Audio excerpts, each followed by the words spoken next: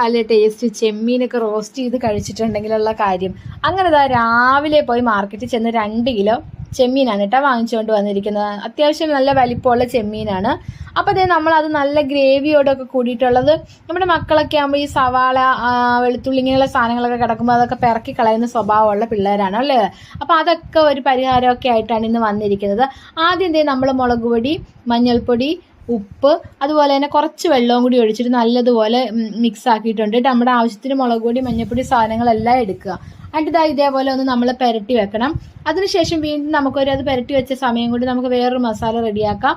മുളക് പൊടി, മല്ലിപ്പൊടി, മഞ്ഞൾപ്പൊടി, കുരുമുളക് പൊടി, ഗരം മസാലപ്പൊടി, അതുപോലെ തന്നെ ആവശ്യത്തിന് ഉപ്പ്, പിന്നെ കുറച്ച് വിനാഗിരി കൂടി ഒഴിച്ചിട്ട് വേണം നമ്മളിത് മിക്സ് ആക്കി എടുക്കണം. അപ്പോൾ ഉപ്പിടുമ്പോൾ സൂക്ഷിക്കുക, നമ്മുടെ ചെമ്മീൻ നമ്മൾ ആവശ്യത്തിന് ഉപ്പിട്ടിട്ടുള്ളതാണ്.